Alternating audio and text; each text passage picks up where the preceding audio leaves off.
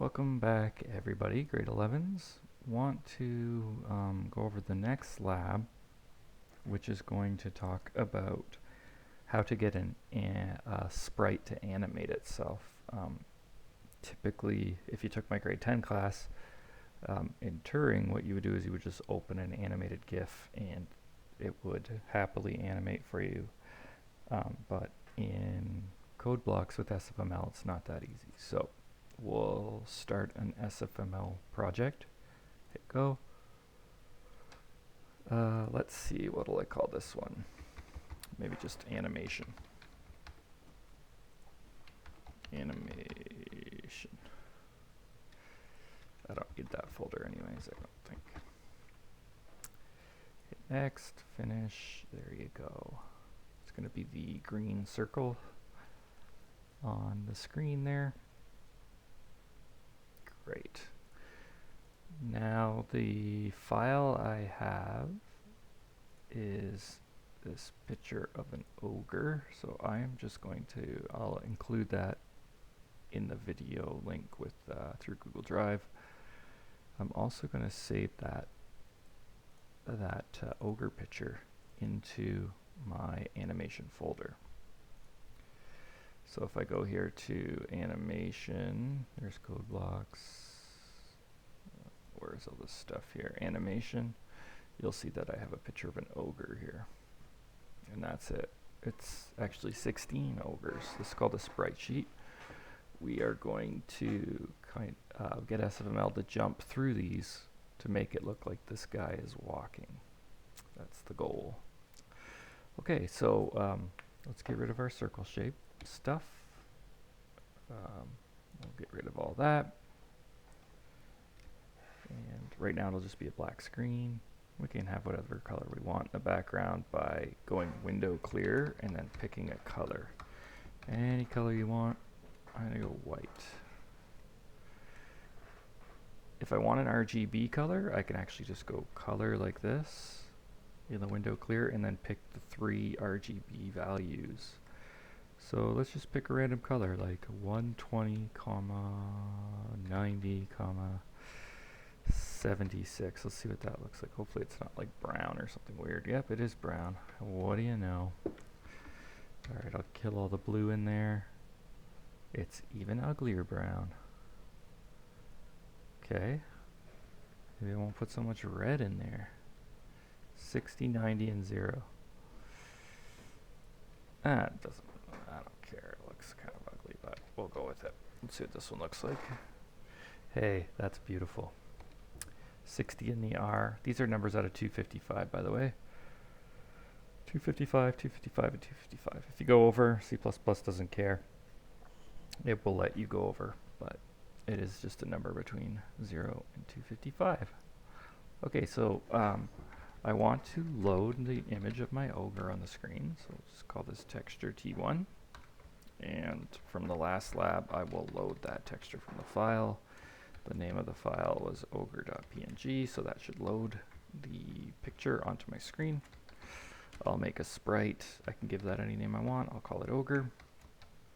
Will it let me type the texture right away like that? I think it will, so let's just write T1 like that, a little shortcut for you. Actually, we're not going to get into that yet, but I'm just going to write ogre.setTexture. I lost my auto type. Let's see what happens here. Sprite. Yep, there we go. It loaded the file, didn't give me any messages. I spelled ogre wrong, which is why it wouldn't auto type. Ogre.setTexture, and I will set that texture to T1, which is the file, basically in the memory of my graphics card where that picture is saved. Great. If I want to draw it, I can do that. I'll go window.draw, and I will say ogre. And the problem is it will draw all 16 of them, right?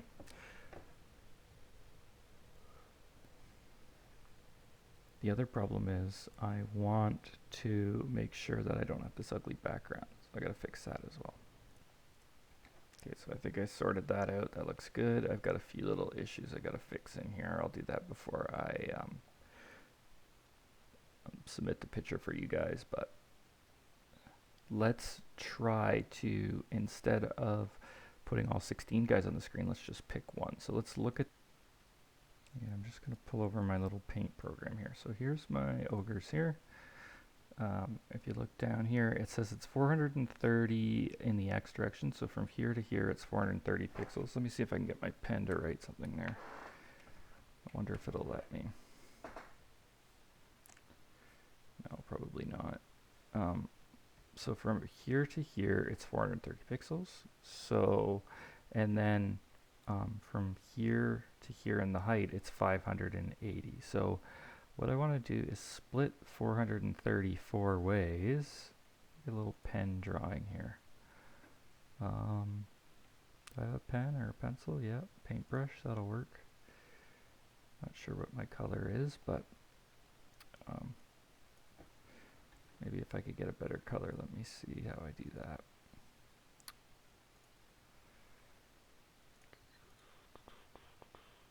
View, layers.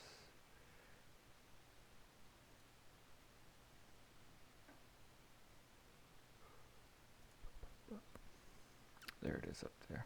I don't use this program that much. Okay, so without destroying my image, what's 430 divided by 4? It is, let's do the calculator here. 430 divided by 4. It is 107.5. Okay, so I need to break this. I'm just going to grab the first guy here, and basically, if it lets me draw, I want this rectangle here. Okay. This rectangle should have a width of 107.5 pixels, and it should have a height of, now it says 579, the whole picture is 579 pixels, so I'll just call that 580. I think it should matter if we're off by 1, divide that by 4. Each ogre should be 145 pixels tall as well. Okay. That doesn't really stand out very well, but what I need is this rectangle. So the way you do that in SFML is you use this command on your ogre called set texture rectangle, or set texture rect, I believe, right there. Great. It's looking for the rectangle that you want to capture from your texture. And if I look and see what it auto-types, it auto-types a variable type called int rect. So I need to type the word int rect here, and then in brackets, I need to give it 4 numbers. The first 2 numbers are the top left corner of the rectangle, and the next 2 numbers are the width and the height. So I said the width was 107.5 and the height was 145. And let's see if that just puts the one guy on the screen, and it does. Okay. So if I go back to my picture here, I gave it basically the coordinate of this point in my picture. If you look at my mouse, it says it's at like 0, 0 down here, right? And then I gave it the height and the width. Okay, so if I undo all that stuff, what I can do next, let's say I want to switch to this picture, okay? The only thing I really have to do is change one number in that int rect. Instead of this being 0, 0 here, this is now 107.5, 0, right? It's just basically moving the picture over 107.5 pixels, because that's how wide the ogre is. And then if I can move it another 107.5, I'll grab this ogre. If I can move it another 107 pixels, I'll grab that ogre. Let's see if we can do that in the code. All we have to do is change this number. Okay. The problem is we'll have to change it inside of our while loop so that he does it every frame. So let's do something like this. How do I get this number to go from 0 to 1, 07.5 to 107.5 times 2 to 107.5 times 3? Well, there's a couple ways to do it. you'll need to make a variable for sure. So I'm going to make an integer variable. Maybe I'll make a float variable because all of my pixels are in SFML are floats. So I'll make a float variable called counter. I'll set it equal to 0. And every time I go through my frame, I will make counter go up by 1. Okay. And let's see what happens when I output that. It's going to just be a number that counts really, really quickly, about 60 times a second. Okay. And so that's good.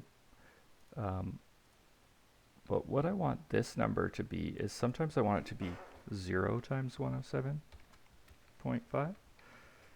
Sometimes I want it to be 1 times 107.5, 2 times 107.5, and 3 times 107.5. That'll give me the 4 different ogres.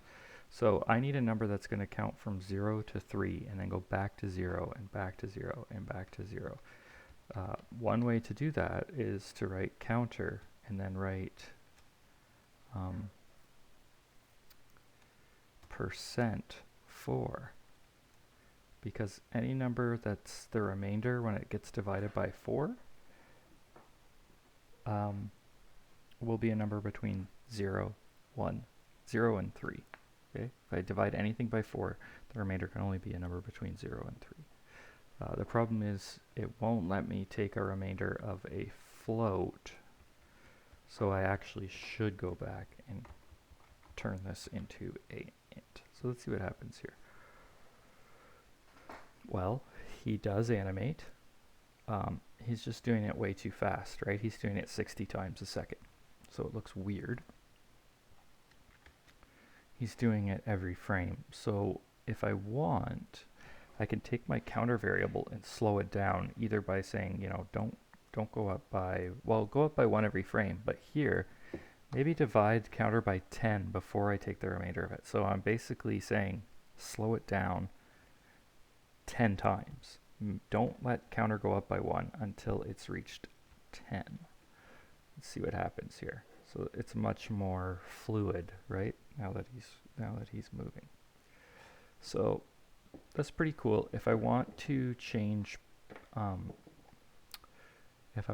his direction, I can do that as well. All I have to do, instead of picking 0 here, if you go to my image, I just have to pick, for this one I have to pick 145, for this one I have to pick 145 times 2, and for this one I have to pick 145 times 3. So you can see how you kind of use the keyboard to get this guy to walk around. Maybe I'll show you how to do that in the next lesson. And you could see how you could get it to make him actually like change his direction and his set of animations. It's be kind of cool. So let's change this number to 145 and you'll see a different animation. It's the second row. Now he's walking to the left. Pretty cool. And then if I go 145 times 2, you'll see that it's the third row of ogres. There he is. And if I do 145 times 3, it'll be his back turned to us. It'll be the third row of ogres. Okay. So that is the brute force way to animate sprites in SFML. You actually have to put in all the numbers yourself. So I'll post an animation lab and you can start working on that. And the next video this week, I will show you how to move the guy around with the keyboard, which we haven't learned anything about. So stay tuned.